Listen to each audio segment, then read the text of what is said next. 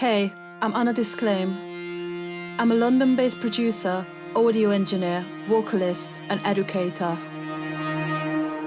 I work as an Ableton certified trainer, a native instruments product specialist and also a university lecturer. I've been making music and engineering professionally since 2014. Welcome to my studio in Brixton. Today I'm here with Adam Audio to show you some vocal production and processing techniques in my favorite DAW, Ableton Live. We're gonna take a look at these techniques in the recently released brand new Live 11. I really hope you like it. Enjoy.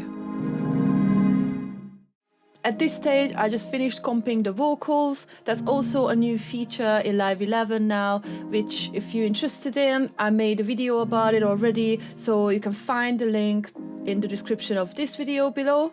And right now, what we gotta do next is start processing the vocals. So let's do that. So here is the tune with no processing on the vocals. All the words, but different actions. You lied so much to yourself. Fell on my knees with my eyes in tears. Hold me up, but it's way too late. So the first device I have on the vocal track is the Waves real-time tuner to tune the vocals, and then I've also made an effect rack earlier that I'm gonna drop onto this track and then walk you through what's in there. So first of all, what are racks for? So by default, when we drop effects onto tracks, they are connected serially, forming a single chain. And effect racks will allow us to have multiple device chains on the same track, and they operate in parallel. They will also give us access to macro controls, and these macros can control any parameters of any devices on any of the chains. So the first chain in this parallel environment has more like corrective insert effects. And the second and the third chains got the time-based effects like reverb and delay. So let's start with the first chain. Usually I start off with subtractive EQing. So let's enable the device. In this EQ, I roll off the low end as there's no useful frequencies in there for female voice, but rather like noise. I also notch filtered out some resonance frequencies. And then next we are going into a compressor in peak mode with a fairly fast attack and release to catch those peaks and transients. And then there is a second EQ, which is used as an additive EQ to boost some of the high frequencies for a bit more brightness. I'm using a second EQ because if I went back to the first one to boost, then that would modify the incoming signal level that goes into the compressor, so I'd have to change the compressor settings too. So let's check out the result. But different actions. Quick bypass. You lied so much to yourself. Fell on my knees. There we go. So the next step is fresh air. Here from Slate. It's basically an exciter, so I'm pushing some of the mids and the highs just to add some extra shine to the voice. And then we also got a second compressor here, and this compressor is set to RMS mode, which makes the compressor less sensitive to short peaks, so only reacts when the incoming signal exceeded the threshold for a longer period of time. Also, this compressor is set up as a parallel compressor, which is controlled by the dry-wet control. It's got a bit slower settings in terms of attack and release, opposed to the first compressor, which is more in control of the peaks and set a bit more aggressive as well. So the next device is Chorus Ensemble. You lied so much to yourself. The old chorus device got a facelift in Live 11, so now we got this ensemble mode This mode gives us 3 delayed time modulated signals opposed to the classic mode, which only adds 2. So this way we can create a much more rich texture while we're using chorus.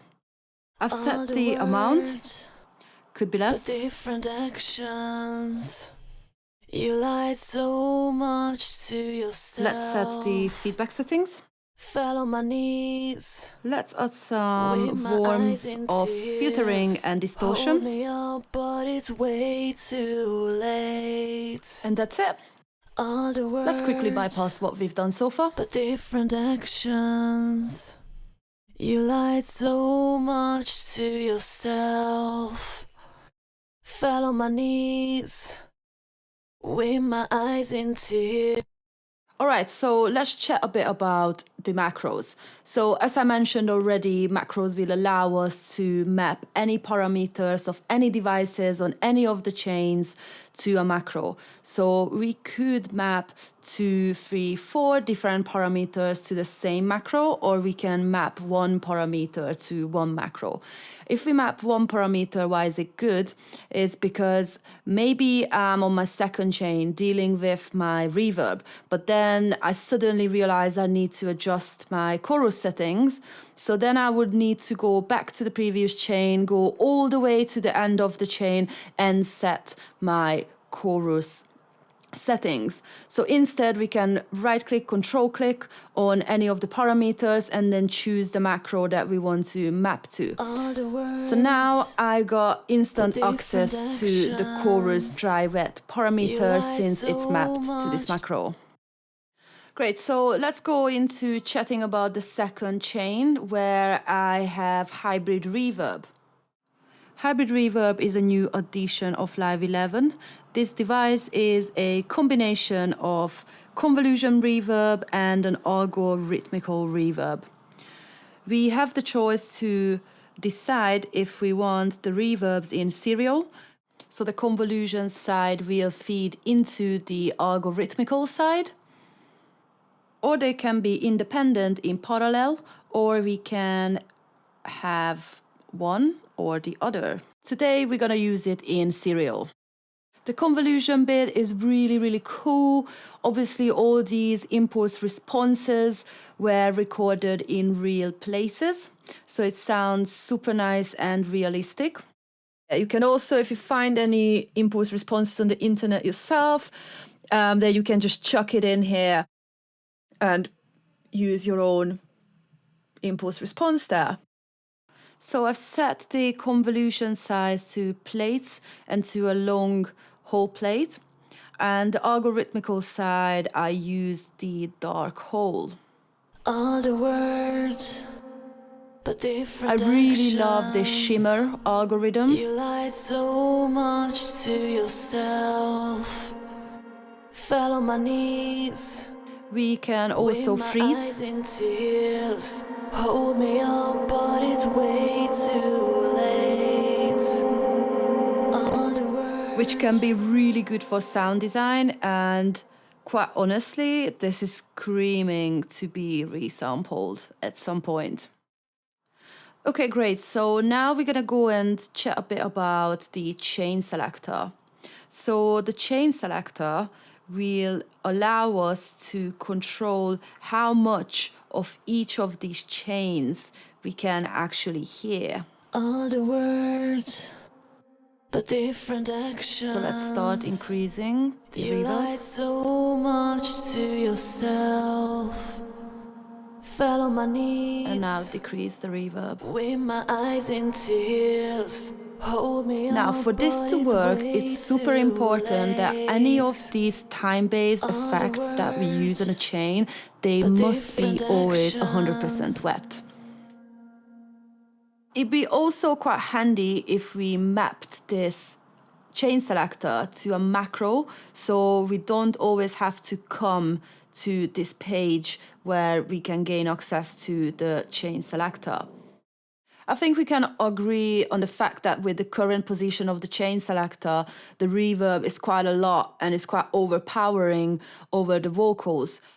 So what I'm gonna do, I'm actually gonna leave it as it is, but I will sidechain the reverb to the actual vocal itself. That means anytime when the vocal will come in, it's gonna push down the reverb, and when the vocal goes out, the reverb would come up again. So that's a nice technique to fill out spaces and create more texture without actually washing out the vocals. So I've already got the compressor inserted here, so let's enable it. The sidechain is already enabled, and now we just need to choose the track that we want to sidechain to. So that's gonna be the actual vocal track.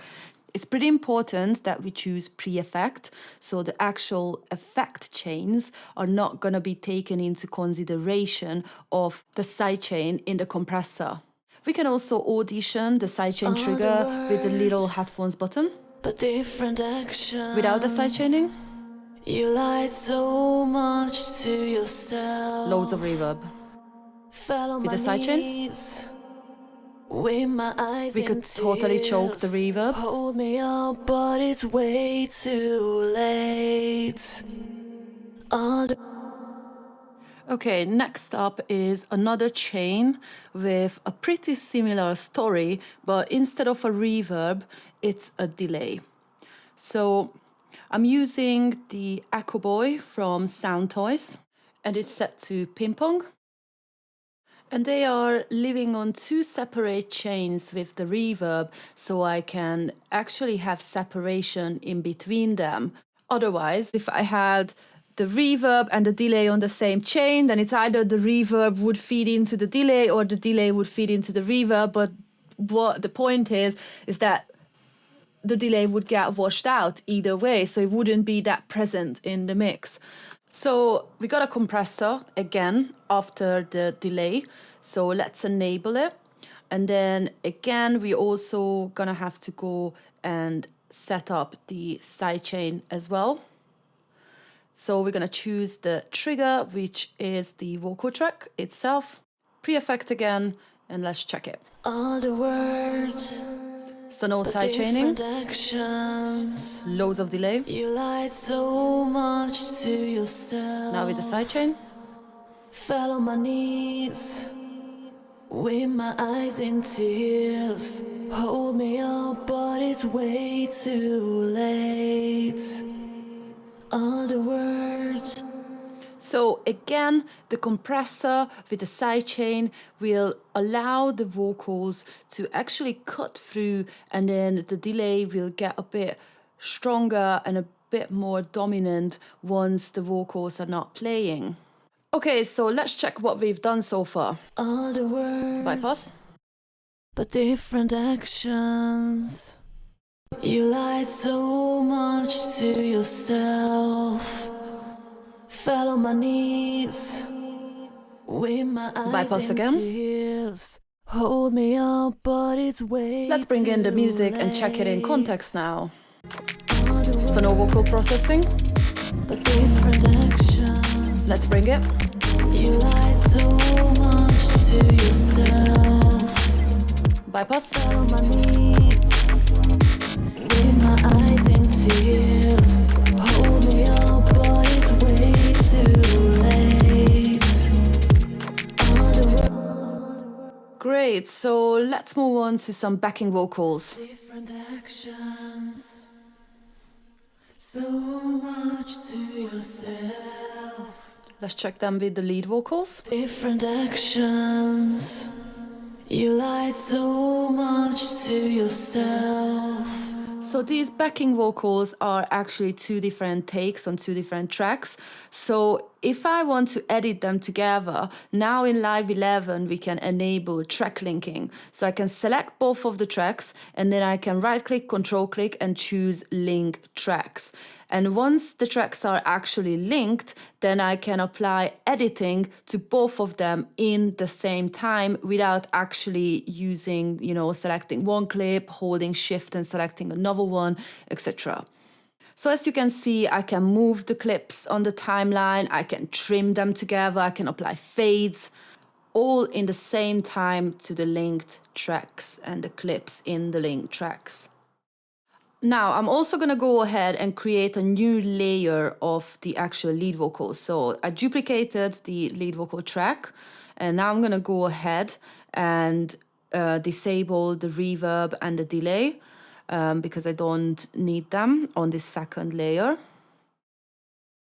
We're also going to go ahead and consolidate. So we're going to create out of these small clips one big continuous clip. This will give me easier editing options for what I'm intended to do. So once that's actually done, I'm also going to go ahead and freeze this track. So every processing that's been applied to this track, all the devices, they will be frozen. And once that's done as well, now it's going to give me the option to flatten the track. So all that processing was basically printed to this audio. Let's quickly change the warp algorithm to Complex Pro, which then gives me access to the 4-month settings. So the 4 months will enable me to maintain some natural throat sound to the audio once I drop the pitch down by 7 semitones. Other words, Let's play with the 4 months. but different actions. You lied so much to yourself. Fell on my knees. With my eyes in tears, hold me up, but it's way too late. So we're gonna layer this under the actual original lead vocals. Actions.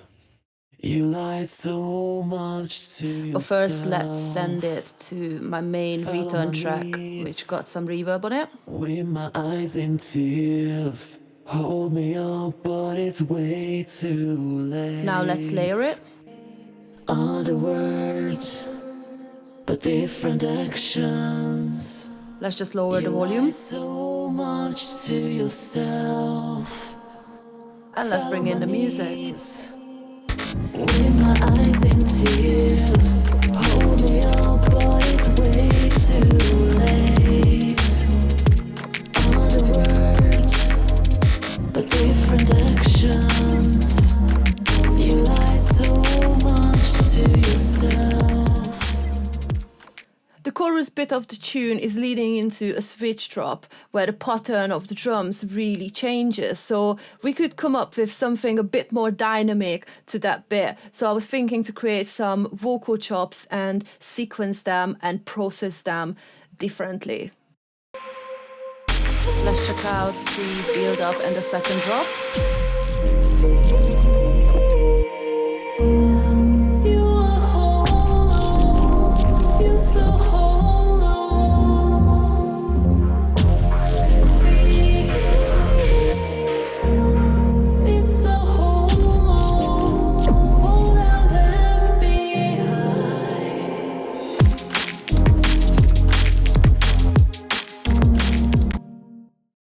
There we go. So in order to come up with the chops, we're going to quickly duplicate the chorus in the build-up.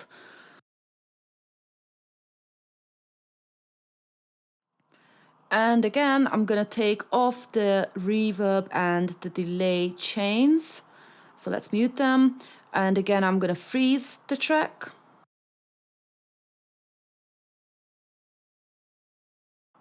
And once it's frozen, I'm also going to flatten it. And then we also gonna go and consolidate it again. So these little clips will become one big clip. And then now we are ready to go. So let's create a new MIDI track and then drop this audio onto the empty MIDI track, which then will place it straight away to the simpler. Let's go back and actually delete that track that we just used so it doesn't stay there by accident. And we're gonna actually slice up the vocals here in the simpler. And the simpler is an actual device with some basic sampling and subtractive synth capabilities. So let's quickly put it into slice mode. And then straight away, it's created some slices by the transient. But we're gonna go to manual mode because I want to create the actual slices manually. So we can just zoom in and out with the little magnifying glass and dragging the mouse up and down, and then we can double click at the waveform wherever we'd like to create a slice. So let's just quickly come up with a few slices. And now I'm just gonna sequence the slices with my MIDI controller.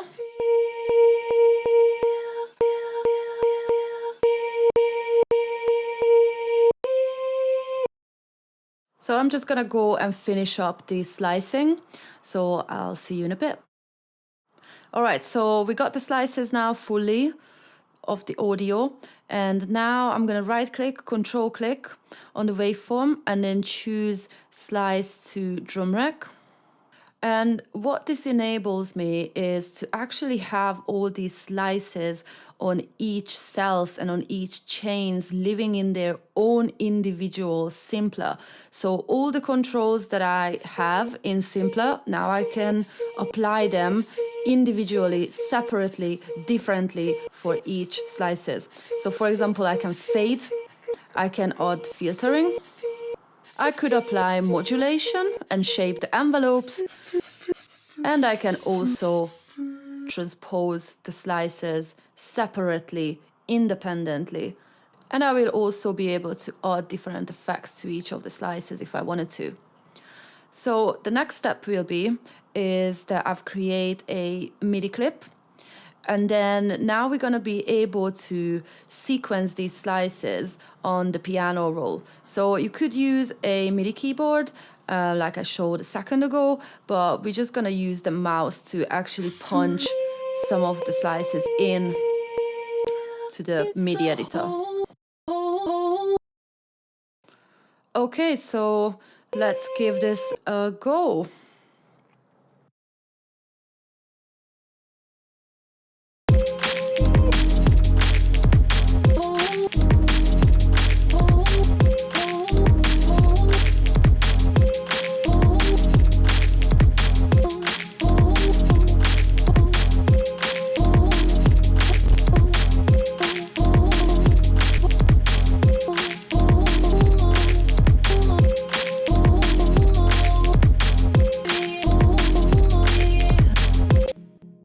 Okay, so I'm gonna go away and develop this pattern further. So see you in a bit. All right, let's have a little listen quickly.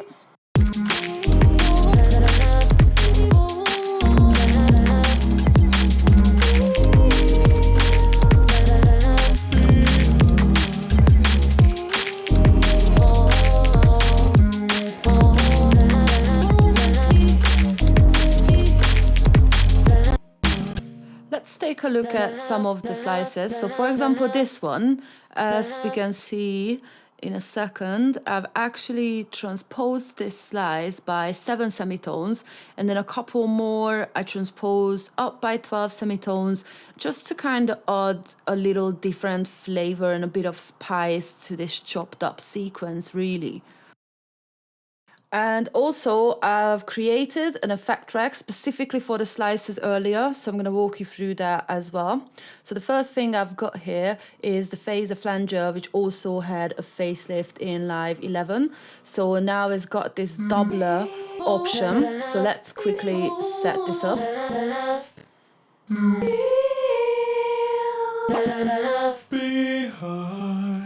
And then the next thing, I've got again chorus ensemble in ensemble mode. And then the third effect is echo. So I've got some modulation going on here, and I've also set it to ping pong, just to add some extra movement. Let's add some more. And then turn it down a bit. And then I've also added 2 instances of autopen. So the first one is kind of sounding a bit different because I'm not actually using it to really mess with the panning, the stereo image, but more providing this tremolo effect. And that's due to the phase setting, and that's the actual waveform that I'm using is a sawtooth wave.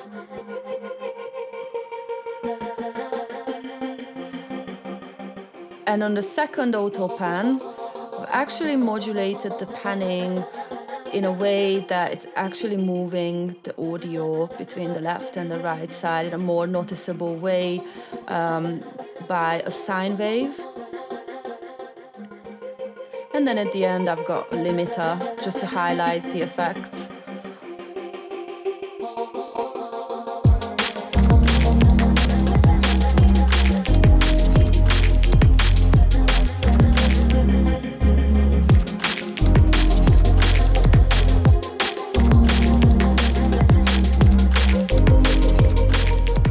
Let's go and bypass it.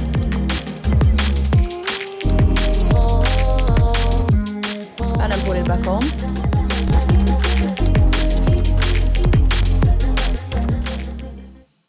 Hey, thanks for tuning in to this video. This is how I would mix the vocals for this tune.